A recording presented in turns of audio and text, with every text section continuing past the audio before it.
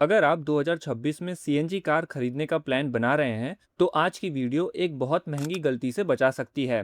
क्योंकि मार्केट में कुछ सीएनजी कार ऐसी हैं जो माइलेज तो देती हैं, लेकिन बूट स्पेस ऑलमोस्ट खत्म कर देती हैं, कुछ सेफ्टी में कॉम्प्रोमाइज करवाती हैं, और कुछ हाईवे पर इतनी अंडर पावर्ड फील होती है कि ओवरटेक करना भी स्ट्रेसफुल लगने लगता है। लेकिन इस लिस्ट में एक ऐसी सीएनजी एसयूवी भी है जो माइलेज, प्रैक्टिकलिटी और फीचर का ऐसा कॉम्बिनेशन देती है जिसे इग्नोर करना मुश्किल है।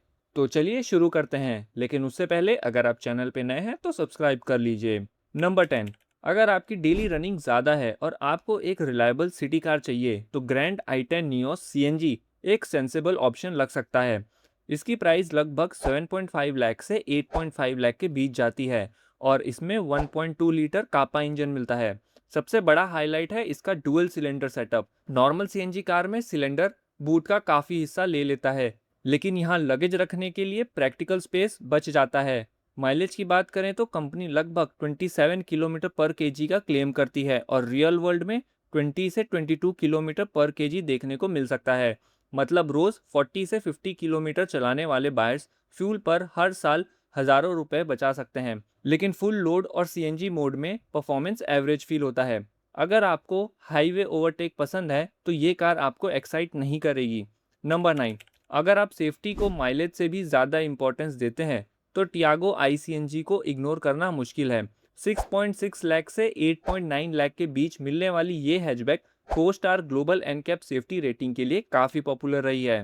1.2 लीटर इंजन के साथ ट्विन सिलेंडर टेक्नोलॉजी भी मिलता है, यानी प्रैक्टिकलिटी भी इम्प्रूव होती है। लेकिन यहाँ एक कॉम्प्रोमाइज़ है, ये 3 सिलेंडर इंजन होंडाई के 4 सिलेंडर इंजन जितना रिफाइंड फील नहीं करता, और लॉन्ग टर्म ओनरशिप में service experience city to city काफ़ी डिफर कर सकता है। फिर भी अगर आपका फोकस स्ट्रॉन्ग बॉडी और सेफ्टी पर है, तो टियागो काफ़ी अट्रैक्टिव पैकेज बन जाती है।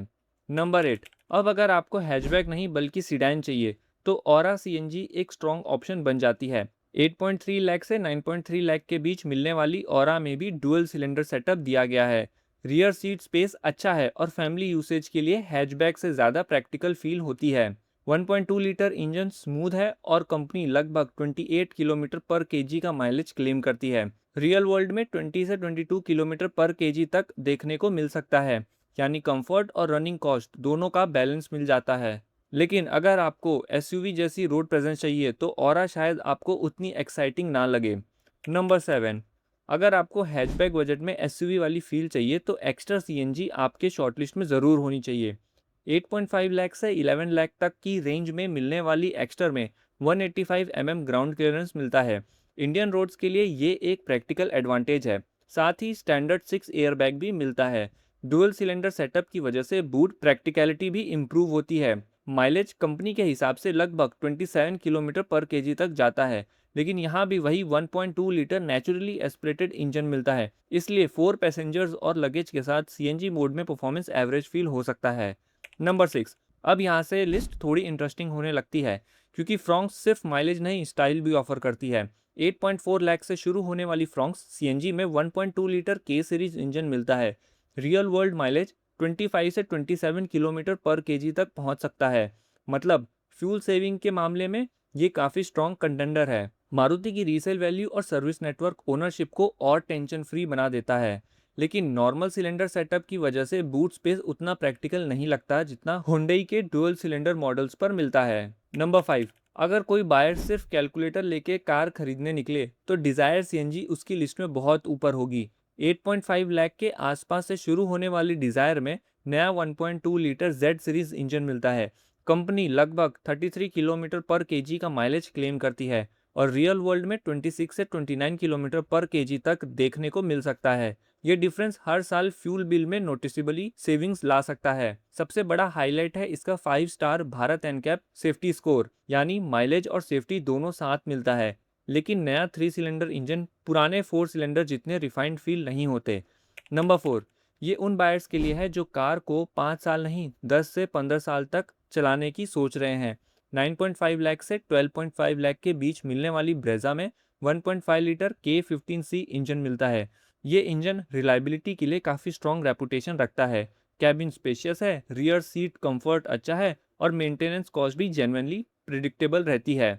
लेकिन सीएनजी सिलेंडर बूट स्पेस का नोटिसेबली हिस्सा ले लेता है और इंटीरियर डिज़ाइन आज कुछ राइवल के सामने थोड़ा डेटेड फील हो सकता है। नंबर 3, अब तक की ज़्यादा कार्स माइलेज के लिए थी, लेकिन अब आती है एक ऐसी एसयूवी जो प्रूव करती है कि सीएनजी का मतलब बोरिंग परफॉर्मेंस नहीं होता। नेक्सॉन आई सीएनजी इंडिया की पहली टर्बोचार्ज सीएनजी एसयूवी है। 8.99 लाख से 15.9 लाख तक के रेंज में मिलने वाली ये एसयूवी लगभग 100 पीएस पावर और 170 न्यूटन मीटर टॉर्क प्रोड्यूस करती है। ये नंबर सीएनजी सेगमेंट में काफ़ी इंप्रेसिव है।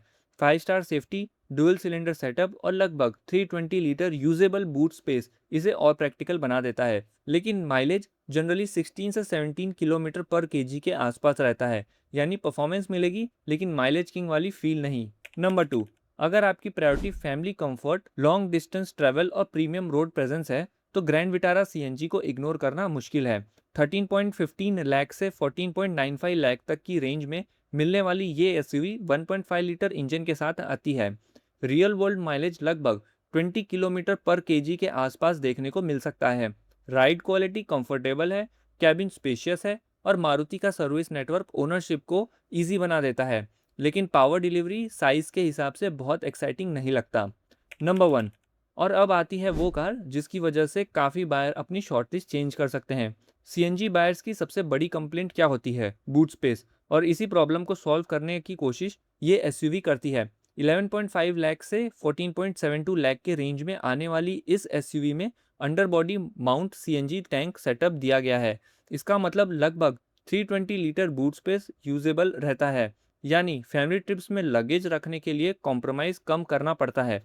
साथ ही 10.25 inch digital cluster, panoramic sunroof और 27 किलोमीटर पर केजी तक का क्लेम माइलेज भी मिलता है। हाँ, परफॉर्मेंस लवर को इसका नेचुरली एस्पिरेटेड इंजन उतना एक्साइटिंग नहीं लगेगा, लेकिन अगर आप प्रैक्टिकलिटी, रनिंग कॉस्ट और फीचर का बैलेंस देख रहे हैं तो ये इस लिस्ट की सबसे कंप्लीट सीएनजी कार में से एक नज़र आती है। तो दोस्तों, ये थी 2026 की top 10 best CNG car rank. किसी कार की सबसे बड़ी स्ट्रेंथ माइलेज है, किसी की सेफ्टी, किसी की रीसेल वैल्यू और किसी की प्रैक्टिकलिटी। परफेक्ट कार आज भी नहीं बनी है, इसलिए कार नहीं, अपनी प्रायोरिटी चूज करिए। आपके हिसाब से इस लिस्ट की नंबर 1 कार कौन सी होनी चाहिए? कमेंट करके ज़रूर बताइए। अगर वीडियो हेल्पफुल लगी हो तो लाइक करिए, चैनल को सब्सक्राइब करिए और मिलते हैं नेक्स्ट वीडियो में। Thanks for watching.